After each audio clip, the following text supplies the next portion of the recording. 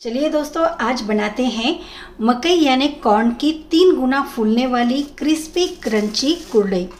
इस कुरडई को बनाना एकदम आसान है। ट्रेडिशनल तरीके से बनाएंगे और बिल्कुल एक जैसी पूरे की पूरी कुरडई बनकर इस तरह से तैयार हो जाएंगी और इन्हें हम साल भर तक के लिए स्टोर करके रख सकते हैं।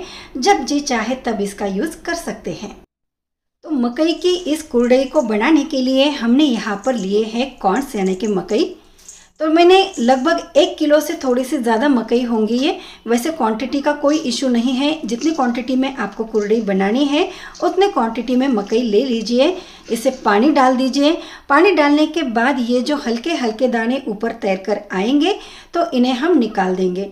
देन 2 से 3 पानी में अच्छे से वॉश करने के बाद साफ़ सुथरा पानी हमें इसमें डालना है और फिर इसे रखना है करीबन भीगने के लिए 5 दिनों के लिए।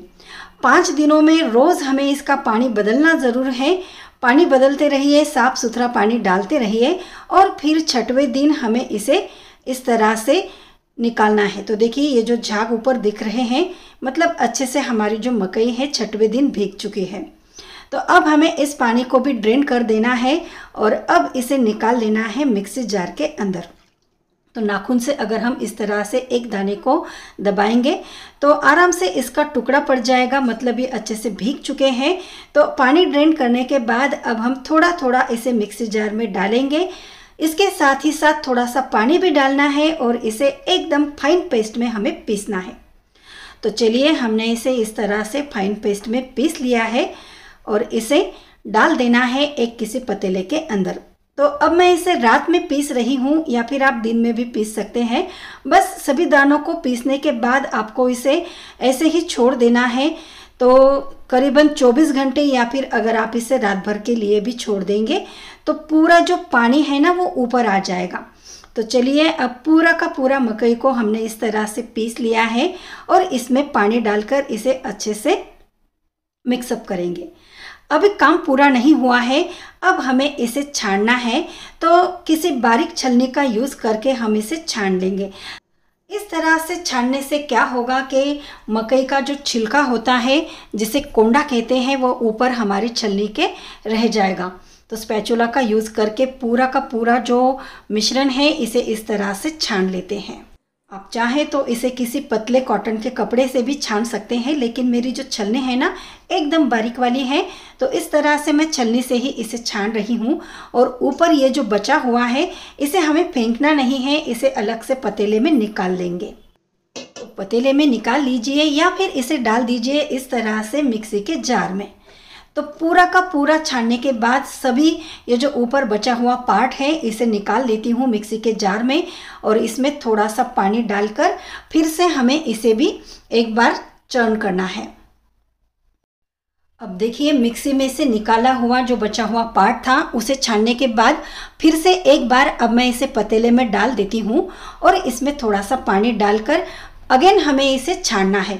तो इससे क्या होगा, इसमें जो कुछ भी अर्क रहेगा वो पूरा का पूरा हम छान कर अलग कर लेंगे और देन जब ये कोंडा बच जाएगा तब हमें इसका कोई भी यूज़ नहीं है, आपको इसे फेंक देना है। लेकिन मैं इसे फेंकती नहीं हूँ क्योंकि मैं किचन गार्डनिंग करती हूँ, तो किचन वेस्ट को कंपोस्ट कर देती हूँ, तो इसे भी मैं कंपोस्टिंग के लिए डाल दूँगी।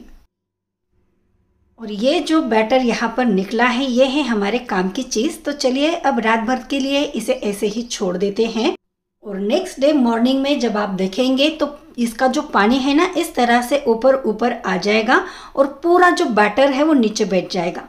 अब ऊपर का ये जो पानी है ना हमें इसे पूरी तरह से ड्रेन कर देना है। तो बिल्कुल हल्के हल्के ऊपर का जो पानी है ना उसे निकाल देना है। जब आपको लगे कि पानी के साथ बैटर भी आ रहा है तो इसे स्टॉप कर दीजिए और बस अब हमें ये जो मिश्रण है इसे कुक करना है। और इस पानी को मैं गमलों में डाल दूंगी ताकि गमलों के अंदर जो पेड़ पौधे लगाते हैं हम उसको न्यूट्रिशंस मिले। चलिए, अब हमें इसे एक बार चला लेना है और अब हमें इसे मेजर करना है किसी पतीले में, क्योंकि जितना बैटर है उतना ही हमें पानी का यूज़ करना है इसे कुक करने के लिए। अब यहाँ पर आप देख सकते हैं एक पतीला भर के बैटर निकला है। वापस इसे इसी पतीले में डाल देते हैं। पतीले को साफ करके उतना ही पानी हमें मेजर करके लेना है। तो चलिए, जितना बैटर था उतना ही पानी मैंने कुकर में डाल दिया है। मोटे तले वाला बर्तन लेना है हमें इस बैटर को कुक करने के लिए। पानी में उबाल आ जाए तब हम कम से कम 1 गिलास पानी इसमें से निकाल लेंगे। ज़रूरत पड़ने पर इसे गर्म पानी का हमें यूज़ करना है। तो सेफ्टी जोन के लिए हमें इस पानी को अलग से निकाल कर रखना है। देन इसमें ऐड करना है नमक। तो 1 बड़ी चम्मच नमक और आधा चम्मच मैं इसमें पापड़ खार ऐड कर रही हूँ। पापड़ खार ऐड करने से हमारी जो कुरडई यानी फ्राइम्स बनेंगे ना, फूल एकदम 3 गुना ज़्यादा फूलेंगे, हल्के हल्के बनेंगे, क्रिस्पी क्रंची बनेंगे। और अब पानी में उबाल आने के बाद हमें थोड़ा थोड़ा बैटर इसमें डालना है। एक हाथ से हमें इसे चलाना है ताकि इसमें लम्स ना रहे। और गैस फ्लेम हमने बिल्कुल लो पर रखी हुई है। एक बार पूरा बैटर इसमें डाल दें तो गैस फ्लेम को हाई पर रखेंगे और इसे कंटिन्यू चलाते हुए कुक करेंगे। पतीली में लगा हुआ बैटर थोड़ा सा पानी डालकर इस तरह से इसमें डाल देंगे। और अगर आप इन कुरडइयों को ज़्यादा क्वांटिटी में बना रहे हैं तो किसी एक की आप हेल्प ले सकते हैं। तो एक जने को इसमें बैटर को पोर करना है और एक को इस तरह से कंटिन्यू चलाना है ताकि इसमें बिल्कुल भी लम्स नहीं पड़ेंगे। तो चलिए, कंटिन्यू चलाते हुए अब हमें इसे कुक करना है। और आप देख सकते हैं इसमें बिल्कुल भी गुठलियाँ नहीं बनी है क्योंकि मैंने इसे कंटिन्यू चलाया है। 10 मिनट के बाद आप देख पाएंगे कि बैटर इस तरह से गाढ़ा होता जाएगा। जैसे जैसे ये कुक होगा वैसे वैसे थिक बनता जाएगा। तो गैस फ्लेम को मीडियम लो फ्लेम पर रखते हुए आपको इसे कंटिन्यू चलाना है। अगर आपको लगे कि इसमें लम्स बन रहे हैं तो स्पैचुला का यूज़ करके इसके जो लम्स हैं उसे हमें मिटाते जाना है। वैसे इसमें लम्स बहुत ही मुश्किल से पड़ते हैं। इस तरह से अगर आप करेंगे तो लम्स इसमें पड़ेंगे ही नहीं और एकदम प्लेन बैटर आपका बनकर तैयार हो जाएगा। अब इस स्टेज पर अगर आपको लगे कि बैटर थोड़ा सा गाढ़ा लग रहा है तो जो पानी गर्म हमने निकाल कर रखा था उसमें से थोड़ा सा पानी इसमें डालेंगे और इसकी कंसिस्टेंसी को सही करेंगे। बैटर ना तो ज़्यादा गाढ़ा होना चाहिए और ना ही ज़्यादा पतला। जैसे कि हम गेहूं की कुरडई बनाते हैं उसी तरह का बैटर हमें इसका भी प्रिपेयर करना होता है। तो देखिए, बिल्कुल लम्स फ्री बैटर बन चुका है। अब इसे अच्छे से चलाने के बाद इसके ऊपर हमें रखना है लीड। तो जो पूरा का पूरा साइड में लगा हुआ बैटर है इसे एक साथ कर देते हैं और लीड रखकर 10 मिनट के लिए लो फ्लेम पर इसे छोड़ देंगे ताकि बैटर अच्छे से कुक हो जाए। बीच में 1-2 बार आपको इसे चलाना ज़रूर है, नहीं तो बैटर तले में भी लग सकता है।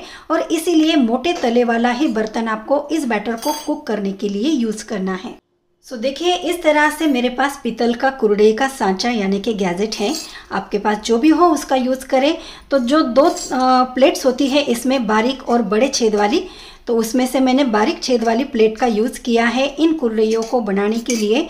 तो इसे फिक्स कर देते हैं हमारे गैजेट में।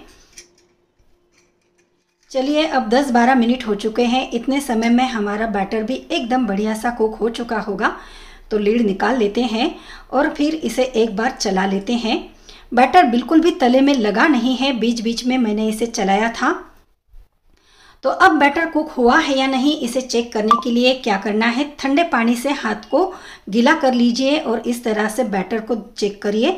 अगर बैटर आपके हाथों पर लग नहीं रहा है मतलब अच्छे से कुक हो चुका है। तो टोटली हमें 20 से 25 मिनट लग जाएंगे बैटर को कुक होने के लिए। और बस अब हमें इसे ले जाना है छत के ऊपर और एक प्लास्टिक का शीट मैंने बिछा दिया है। अब हमें गैजेट को भरना है बैटर के साथ और इसके साथ अब हम बनाएंगे प्यारी प्यारी कुरडइयाँ। दोस्तों, ये जो कुरडई हम बनाते हैं ना, इसे बनाते समय बहुत ही ऑसम फील होता है। मुझे बहुत मज़ा आता है इन कुरडइयों को बनाने के लिए।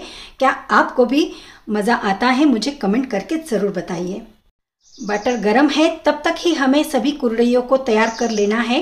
ठंडा होने के बाद थोड़ा सा मुश्किल जाएगा आपको इस तरह से कुरडई बनाने के लिए। तो गरम गरम बैटर के साथ इन कुरडइयों को फटाफट बना लीजिए।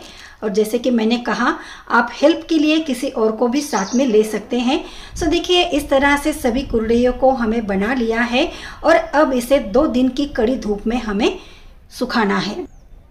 5-6 घंटे हो जाने के बाद आप इन कुरडइयों को इस तरह से पलट दीजिए। इसे मैंने छाँव में बनाकर रखा था, फिर धूप में जाकर रख दिया है।